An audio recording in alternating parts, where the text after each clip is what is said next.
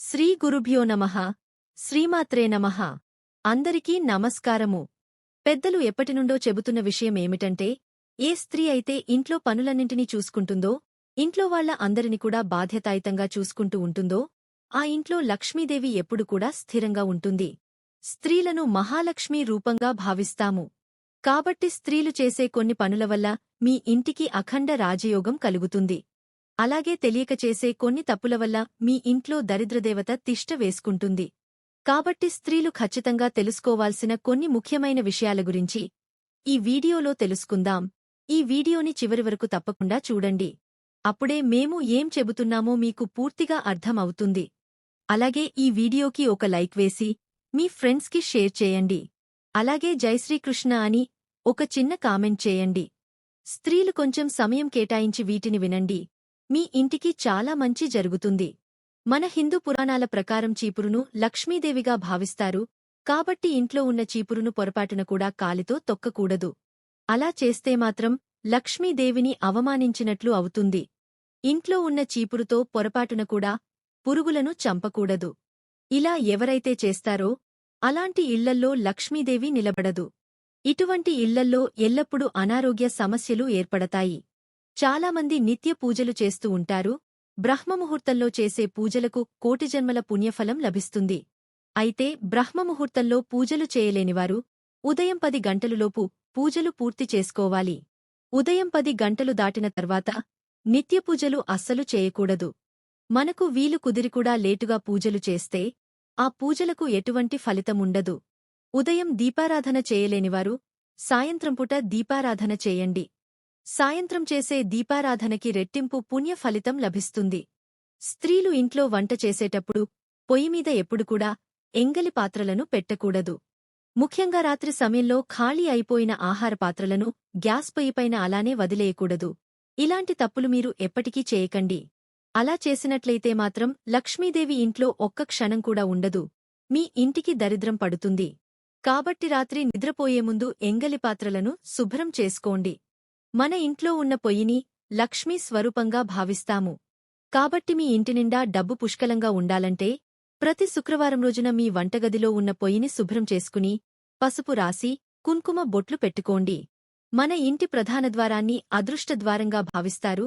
కాబట్టి ఏ స్త్రీ అయితే శబ్దాలు వచ్చే విధంగా ఇంట్లో ఉన్న తలుపులను తెరుస్తుందో ఆ ఇంట్లో నుండి లక్ష్మీదేవి కోపంతో వెళ్ళిపోతుంది. మీ ఇంట్లో ఉన్న డబ్బంతా ఆవిరిలా ఖర్చయిపోతుంది. కాబట్టి పొరపాటున కూడా ఇంటి తలుపులను గట్టిగా వేయకండి. ఇది మీ ఇంటిని సర్వనాశనం చేస్తుంది. ఏ స్త్రీ అయితే తన భర్తని బాగా చూసుకుంటుందో ఆ ఇంట్లో లక్ష్మీదేవి తాండవిస్తుంది.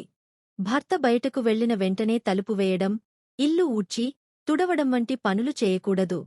భర్త బయటకు వెళ్తున్నప్పుడు నుదుటన బొట్టు లేకుండా భర్తను సాగనంపడం చేయకూడదు. భర్త పనిమీద వెళ్తున్నప్పుడు భార్య కోపం తెచ్చుకోవడం లేదా వాదించడం చేయకూడదు. భోజనం చేసే సమయంలో స్త్రీలు పొరపాటున కూడా కాళ్లను ఊపకూడదు. ఏ స్త్రీ అయితే కాళ్లు ఊపుతూ ఉంటుందో ఆ ఇల్లు అగాధంలోకి వెళ్ళిపోతుంది. ఆ ఇంటిపై లక్ష్మీదేవికి కోపం వస్తుంది. తద్వారా కుటుంబ సమస్యలు ఏర్పడతాయి. అలాగే అన్నం తిన్న తర్వాత ప్లేటులో చేతులు కడగకూడదు. తిన్న ప్లేటులో చేతులు కడిగినా, మీరు తిన్న ప్లేటు ఎండిపోయినా అది మీ ఇంటికి దరిద్రాన్ని తెచ్చిపెడుతుంది. అన్నం తినేటప్పుడు మధ్యలో తుమ్మితే వెంటనే అక్కడినుంచి లేచి చేతులు కడుక్కుని భోజనం చేయాలి. కూర్చుని మాత్రమే భోజనం చేయాలి. నిలబడి ఆహారం తినకూడదు. అలాగే అన్నం తినే సమయంలో అన్నం మెతుకులు ప్లేట్ చుట్టూ పడకూడదు. ఒకవేళ కింద పడినా వెంటనే తీసేయాలి. కింద పడ్డ అన్నం మెతుకులను ఎవరూ తొక్కకూడదు. స్త్రీల జుట్టు పొడవుగా ఉండడం అనేది చాలా చాలా శుభప్రదమైన విషయము. ఈ రోజుల్లో చాలామంది మహిళలు జుట్టు విరబోసుకుని తిరుగుతున్నారు. ఇలా ఏ స్త్రీ అయితే చేస్తుందో ఆ ఇల్లు దౌర్భాగ్యాన్ని అనుభవిస్తుంది. స్త్రీలు తమ జుట్టును ఎప్పుడు కూడా నడుముకన్నా కింద భాగం వరకు జుట్టును వదిలేయకూడదు. స్త్రీలు తమ జుట్టును విరబోసుకోకుండా జడ వేసుకుని ఉంచుకోవాలి. స్త్రీలకు నెలసరి వచ్చిన మొదటి రోజున మీ పూజగదిని మూసేయాలి. ఇలా చేయకపోతే మాత్రం మీ ఇంట్లో ఉన్న దైవశక్తులన్నీ వెళ్లిపోయి మీ ఇంట్లోకి దుష్టశక్తులు ప్రవేశిస్తాయి. స్త్రీలకు నెలసరి వచ్చిన మొదటి 4 రోజులు ఇంట్లో పూజలు చేయకూడదు. కొత్త బట్టలు వేసుకోకూడదు. మొదటి 3 రోజులు ఇల్లంతా తిరగకూడదు. వంటగదిలో ఉన్న అన్ని వస్తువులను ముట్టుకోకుండా ఆ 3 రోజులకు సంబంధించి కొన్ని డబ్బాలను సపరేట్గా పెట్టుకుని అవి మాత్రమే ఉపయోగించండి. స్త్రీలకు నెలసరి వచ్చిన 5వ రోజున మధ్యాహ్నం 12 గంటలులోపు తలస్నానం చేసి ఒక చిన్న పసుపు ముద్ద నోట్లో వేసుకోవాలి. ఇది మన పెద్దల ఆచారం. అలా చేయకపోతే మాత్రం గోవును హత్య చేసినంత పాపం కలుగుతుంది. కాబట్టి మీకు ఎన్ని పనులు ఉన్నాసరే 5వ రోజున తలస్నానం చేసేసి ఒక పసుపు ముద్ద మింగండి. ఇలా చేస్తే మీ శరీరం శుద్ధి అవ్వడంతోపాటు ఆరోగ్యపరంగా కూడా బాగుంటుంది. 5వ రోజున ఇల్లంతా శుభ్రం చేసుకోవాలి. అలాగే మీరు ఉపయోగించిన బెడ్షీట్లు, డోర్ మ్యాట్లు అన్నీ శుభ్రం చేసుకోవాలి. ఇలాంటి పనులు చేయడమంటే ఇప్పటి తరంవారు చాదస్తం అని భావిస్తారు. కాని ఇలాంటి కొన్ని నియమాలను ఆచరించకపోతే మాత్రం దానివల్ల వచ్చే నష్టాలను మనం తట్టుకోలేము. నెలసరి 5వ రోజున ఇల్లంతా శుభ్రం చేసుకుని ఇంట్లో పూజలు చేసుకోవచ్చు. అలాగే సాయంత్రం 6 దాటిన తర్వాత ఇంటిని శుభ్రం చేయకూడదు. ఏ స్త్రీ అయితే సాయంత్రం సమయంలో ఇంటిని ఊడుస్తూ ఉంటుందో అలాంటి ఇళ్లలోకి దౌర్భాగ్యం ప్రవేశిస్తుంది, ధనధాన్యాలకు కొరత ఏర్పడుతుంది. కాబట్టి సాయంత్రం 5 గంటలలోపు ఇంటిని ఊడ్చుకోండి. అలాగే సాయంత్రం 6 దాటిన తరువాత ఇంటి ప్రధాన ద్వారాన్ని మూసి ఉంచకూడదు. సాయంత్రం సమయంలో లక్ష్మీదేవి మన ఇంట్లోకి వస్తుందని నమ్మకం. కాబట్టి సాయంత్రం సమయంలో మీ ద్వారాన్ని మూసి ఉంచితే లక్ష్మీదేవి ఇంటిలోపలికి రాకుండా వెళ్ళిపోతుంది. సూర్యాస్తమయం తర్వాత ఎవరికీ డబ్బులు ఇవ్వకూడదు. అలాగే ఎవరి దగ్గరనుండి అప్పు తెచ్చుకోకూడదు. ఇలా చేయడం వలన లక్ష్మీదేవికి ఆగ్రహం కలుగుతుంది. అలాగే సాయంత్రం సమయంలో ఎట్టి పరిస్థితుల్లోనూ తులసి మొక్కకు నీరు పోయకూడదు. తులసి మొక్క లక్ష్మీదేవి నివాసస్థానం. సాయంత్రం సమయంలో తులసిని తాకకుండా తులసికోట ముందు దీపం పెట్టుకోవాలి. అలాగే ఇంటి గడపమీద ఆడపిల్లలు కూర్చోకూడదు. దీనివలన లక్ష్మీదేవికి అసంతృప్తి కలుగుతుంది. ఏ స్త్రీ అయితే గడపమీద కూర్చుని ఉంటుందో అలాంటి స్త్రీలు కోరికోరి దరిద్రాన్ని తెచ్చుకున్నట్టే.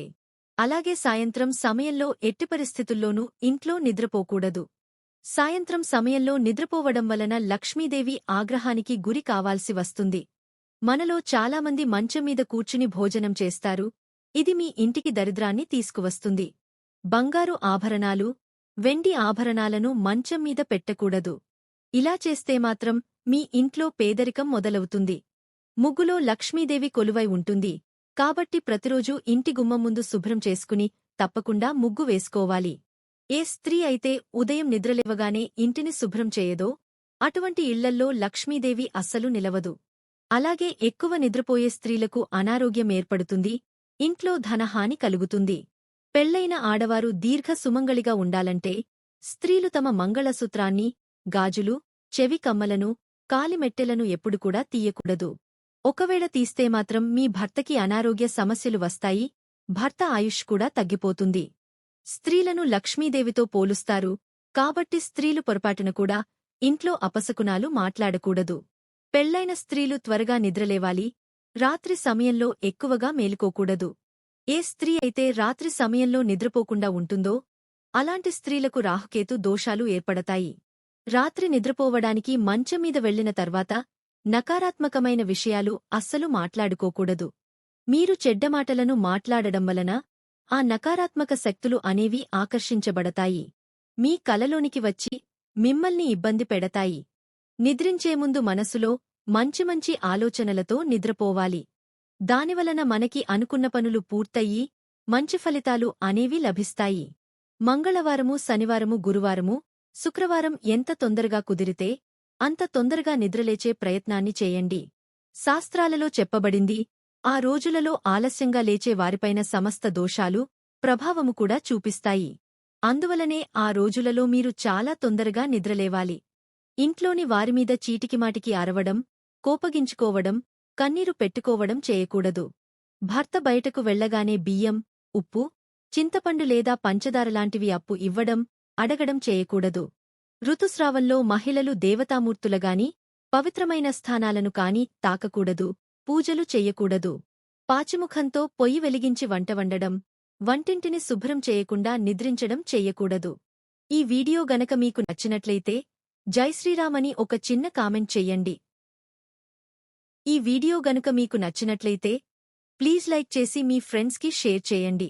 అలాగే మా కొత్త వీడియో మీకు వెంటనే చేరాలంటే మా ఛానల్ను సబ్స్క్రైబ్ చేసుకొని పక్కనే ఉన్నటువంటి బెల్ ఐకాన్ను ప్రెస్ చేయండి. ధన్యవాదములు.